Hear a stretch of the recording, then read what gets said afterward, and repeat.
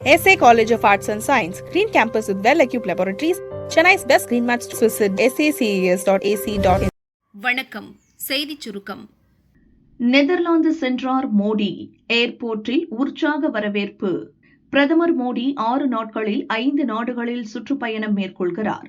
முதலாவதாக அவர் ஐக்கிய அரபு அமீரகம் சென்றார். அங்கு அமீரக அதிபர் ஷேக் முகமது பின் சையத் அல் நஹ்யானை பிரதமர் மோடி சந்தித்தார். அப்போது இரு நாடுகளிடையே பல்வேறு முக்கிய ஒப்பந்தங்கள் கையெழுத்தாகின.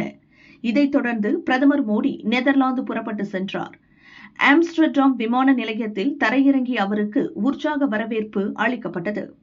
நெதர்லாந்து மன்னரின் ராணுவ தலைவரும் ரியர் அட்மிரலுமான லுட்கர் புருமெலார், வெளியுறவுத்துறை அமைச்சர் டோம் பெரன்சன், இந்திய தூதர் குமார் துஹின் உள்ளிட்ட முக்கிய அதிகாரிகள் நேரில் வரவேற்றனர்.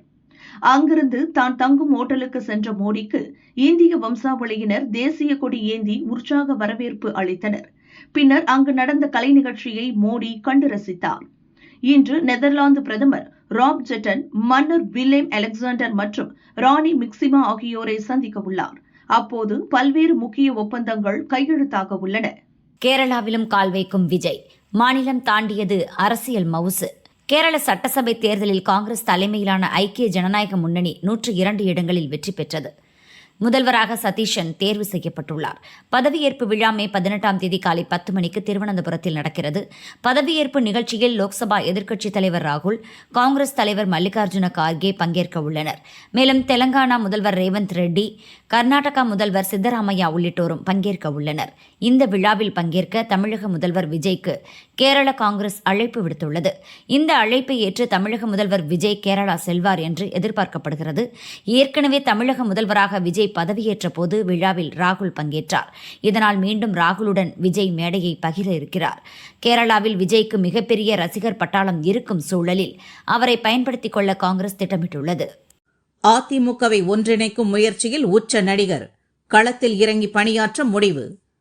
அதிமுகவை ஒன்றிணைக்க நடிகர் ரஜினி முயற்சி செய்து வருவதாக தகவல் வெளியாகியுள்ளது.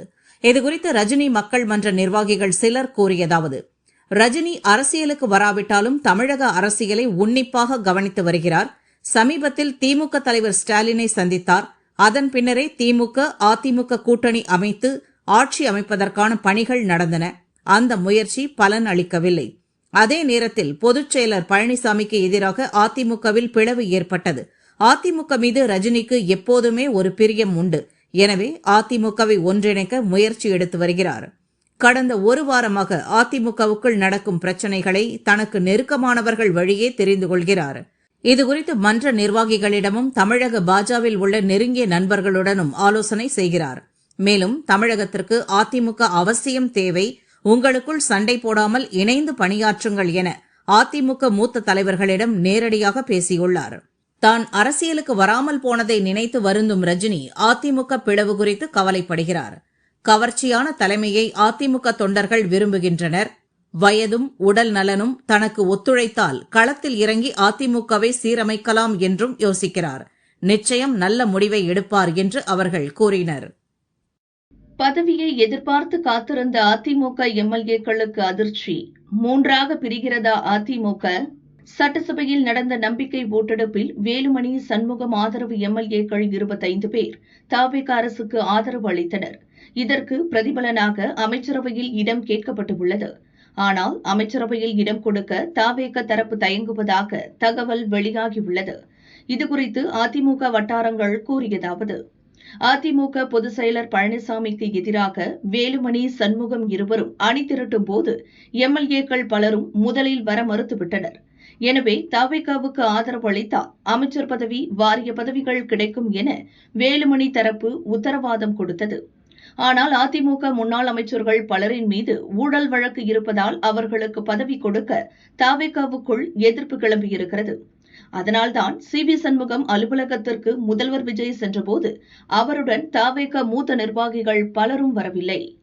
முதல்வர் விஜயின் வியூக வகுப்பாளரான ஜான் ஆரோக்கியசாமி அதிமுகவினருக்கு பதவி கொடுத்தால் அவர்களின் ஊழல் வழக்குகளால் தூய சக்தியான தவிக மீது ஊழல் கரை படியும். இது தவிகவின் வருங்கால அரசியலுக்கு நல்லதல்ல என எச்சரித்துள்ளார். ஆட்சியில் பங்கு கிடைக்கும் என்றுதான் வேலுமணி மற்றும் சண்முகம் ஆதரவு எம்எல்ஏக்கள் வந்தனர். ஆனால் அதற்கான சூழல் தாவேகாவில் இன்னும் உருவாகவில்லை என்றே தெரிகிறது. தாவேகாவில் இருக்கும் குழப்பமான சூழல் அதிமுக எம்எல்ஏக்கள் தரப்பில் சலசலப்பை ஏற்படுத்தியுள்ளது.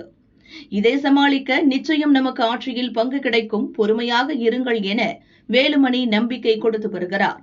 இன்னும் ஓரிரு நாட்களில் ஆட்சியில் பங்கு கிடைக்கவில்லை என்றால் வேலுமணி சண்முகம் அணியிலும் பிளவு ஏற்பட வாய்ப்பு இருக்கிறது.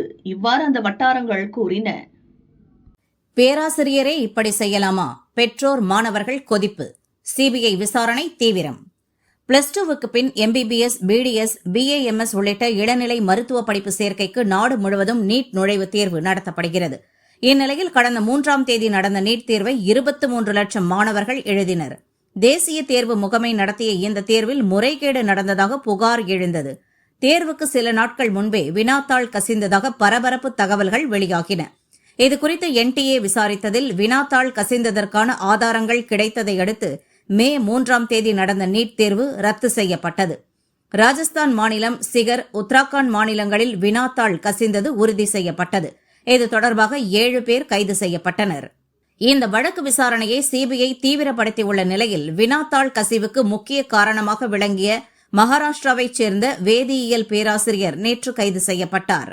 இதுகுறித்து சிபிஐ அதிகாரிகள் கூறியதாவது: நீட் வினாத்தாள் தயாரிக்கும் குழுவில் மகாராஷ்டிர மாநிலம் புனேவைச் சேர்ந்த வேதியியல் பேராசிரியர் PV குல்கர்னியும் இடம்பெற்றிருந்தார்.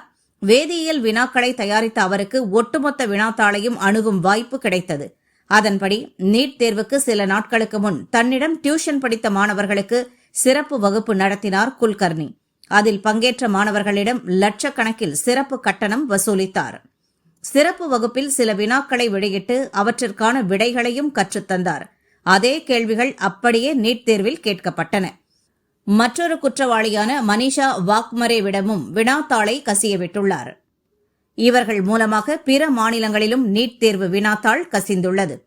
வினாத்தாள் கசிந்தது தொடர்பாக ஏற்கனவே 7 பேர் கைது செய்யப்பட்ட நிலையில் தற்போது முக்கிய குற்றவாளியான குல்கர்னி சிக்கியது வழக்கு விசாரணையில் முக்கிய திருப்பு முனையாக அமையும் என நம்புகிறோம்.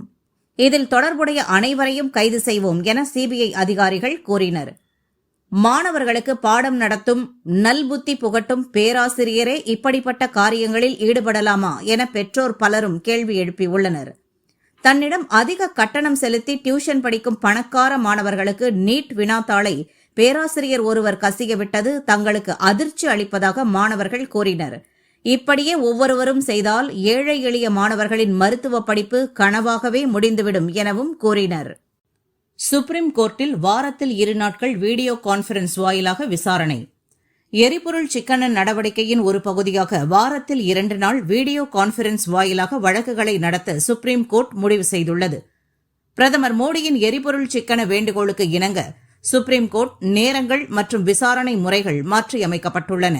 அதன் விவரம்: வாரத்தின் முதல் மற்றும் கடைசி வேலை நாட்களான திங்கள் மற்றும் வெள்ளிக்கிழமைகளில் அனைத்து விசாரணைகளும் வீடியோ கான்பரன்ஸ் மூலம் மட்டுமே நடக்கும்.